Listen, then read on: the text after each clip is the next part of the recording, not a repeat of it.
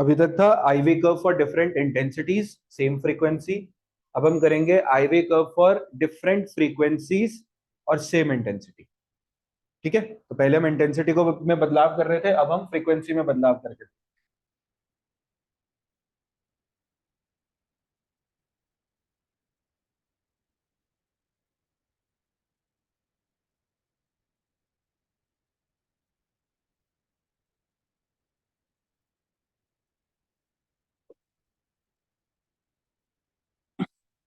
As usual ये क्या है, कलेक्टर प्लेट पोटेंशियल। बना लो इसको साथ से। और इस तरफ आएगा रिटार्डिंग पोटेंशियल।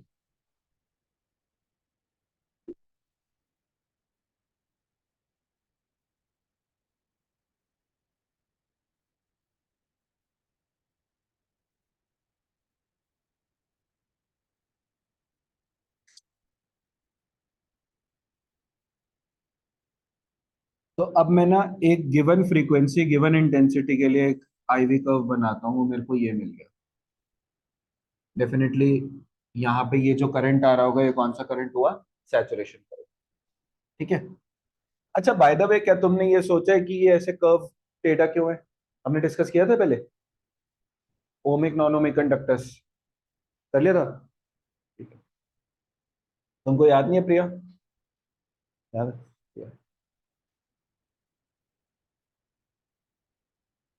अब हमने क्या किया, अब पहले तो ये हो गया -V0, और सैचुरेशन करंट हमको मिल गया यहाँ पे कितना? आई।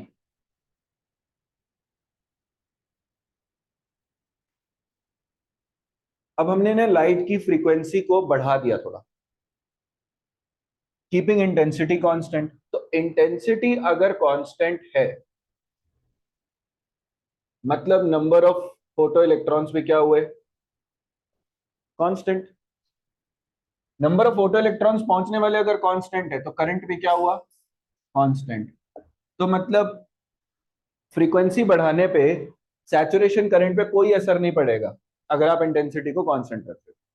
अब फ्रीक्वेंसी बढ़ाने का क्या असर पड़ेगा वो देख लेते हैं। मैं बोलता हूँ फ्रीक्वेंसी मैंने इंक्रीज कर। जब फ्रीक्वेंसी इंक्रीज होगी तो maximum kinetic energy acquired by an electron वो भी क्या हो जाएगी? तो work done to stop every coulomb of charge, या एवरी इलेक्ट्रॉन भी अगर मैं कह लूं, जिसको हमने क्या बोला है, रिटार्डिंग पोटेंशियल, वो भी क्या हो जाएगा? बढ़ जाएगा। क्योंकि काइनेटिक एनर्जी बढ़ गई है। एक धीरे भागती हुई चीज को रोकना आसान है, तेज भागती हुई चीज को रोकना मुश्किल हो जाता है।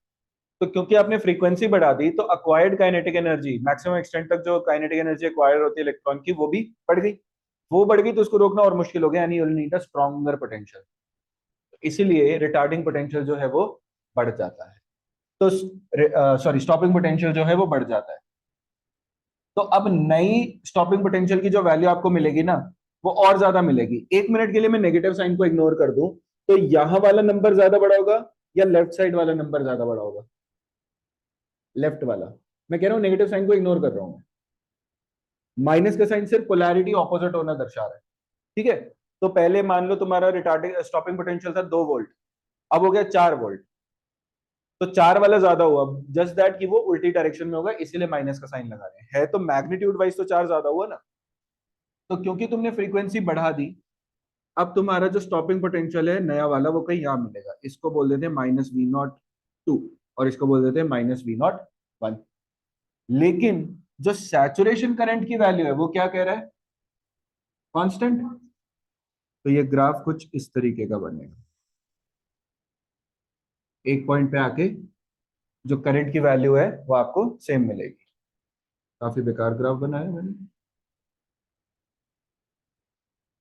अच्छा है, thank you. You been so you been so kind. काफी पैसिव अग्रेसिव भी है ये। और फ्रीक्वेंसी बढ़ा देंगे तो स्टॉपिंग पोटेंशियल और बढ़ जाएगा। सो दिस बिकम्स -V03, और बढ़ गया। लेकिन सैचुरेशन करंट की जो वैल्यू है वो आपको उतनी ही मिलेगी जितनी पहले थी। तो इसीलिए आपको जो ग्राफ मिलता है वो इस तरीके का मिलता है। ठीक है। अब डेफिनेटली यहाँ वाली जो अगर इस वाले केस में 3 के केस में काइनेटिक एनर्जी सबसे ज्यादा थी, तो 3 के केस की फ्रीक्वेंसी सबसे ज्यादा होगी ना इसका। तो क्या लिख सकते हैं हम यहाँ पे कि new 1 is less than new 2 less than new 3, सबसे ज्यादा न्यू 3 है।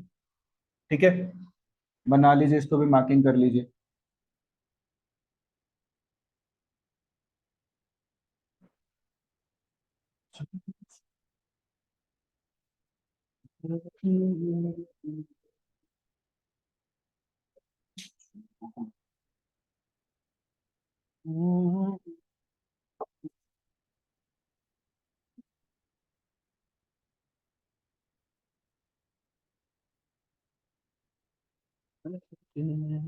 बना लिया।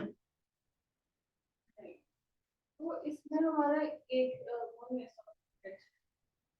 इसमें मल्टीपल स्टॉपिंग पोटेंशियल मिलेंगे। मतलब जैसे सपोज करो कि पहले तुमने लाइट यूज करी रेड कलर की, फिर ग्रीन कलर की यूज करी, और फिर वायलेट कलर की यूज करी।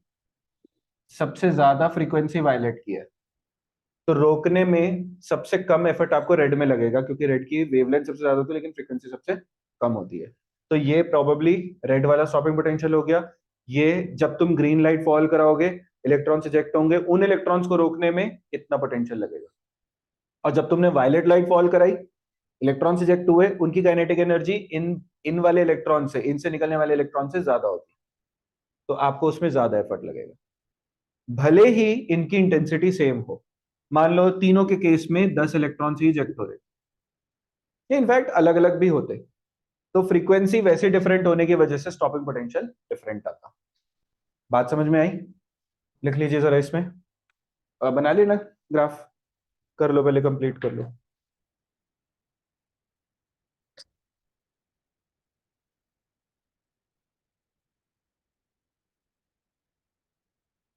प्रिया के पास एक प्लस पॉइंट है, आर्टिस्ट लोगों को ज्यादा देर नहीं लगती उन्होंने। कोई नया स्केच बनाया उसके बाद? कौन सा? वो लास्ट वो आई बनाई थी ना तुमने, ब्लीडिंग आई, जो फोन पे, हाँ ये वाली। ये चलते फिरते, मेरे को बनाने में एक रात लग जाएगी ये। कुछ नया भी बनाया है? चलो दिखाने, क्लास के बाद देखते हैं। कितने बनाई है? 2 बनाई है। बना लिया? चलिए लिखिए जरा। For a given intensity, for a given intensity of incident light, the value of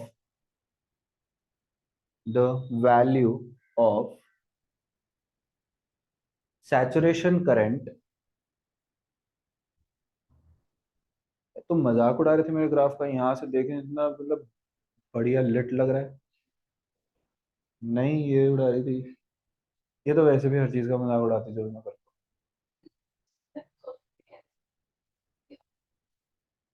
sarcasm नहीं चाहिए मेरे को बिल्कुल भी। जैसा है वैसे परसीव कर रहा हूँ। क्या लिखा है? The value of saturation current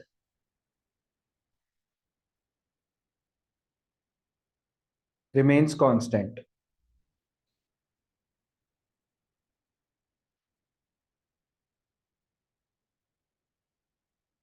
remains constant even if, इसे में लिख लो कंटिन्यूशन में, remains constant even if the frequency changes.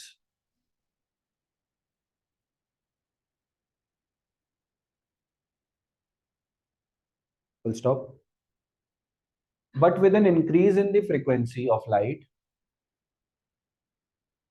but with an increase in the frequency of light, the maximum kinetic energy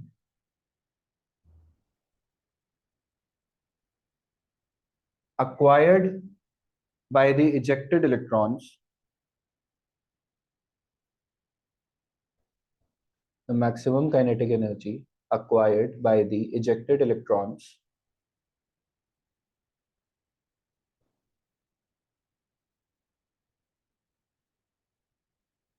also increases.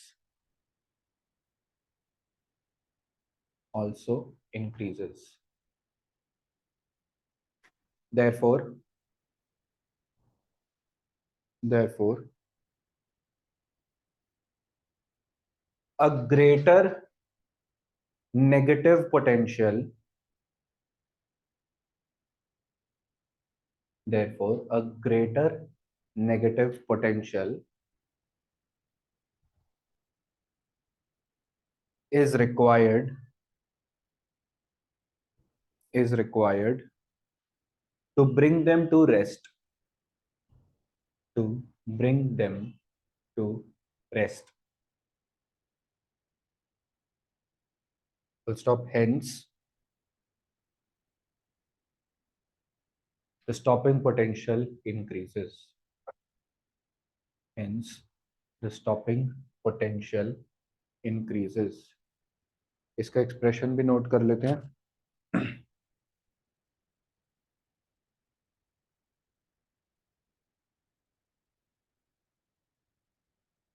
देखो, जितनी kinetic energy है उतना ही आपको work करना पड़ेगा उसको रोकने के लिए, मतलब उल्टी डायरेक्शन में फोर्स लगाना पड़ेगा.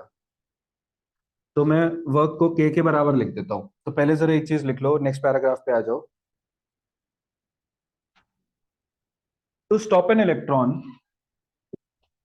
To stop an electron,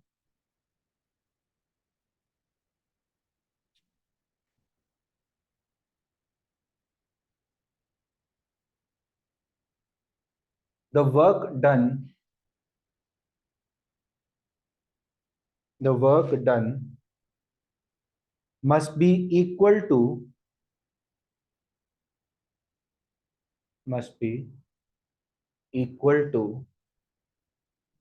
its kinetic energy,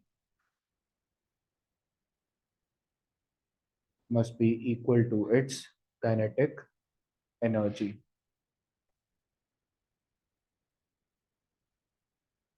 भाई सिंपल सी बात है, काइनेटिक एनर्जी जितनी है उतना ही वर्क करना पड़ेगा. अगर आप 10 जूल काइनेटिक एनर्जी खत्म करने के लिए खाली 6 जूल का वर्क करोगे तो काइनेटिक एनर्जी तो अभी भी 4 जूल आपके एफर्ट से ज्यादा हो गई ना. तो इलेक्ट्रॉन रुकेगा नहीं, स्लो डाउन भले हो जाएगा, रुकेगा नहीं.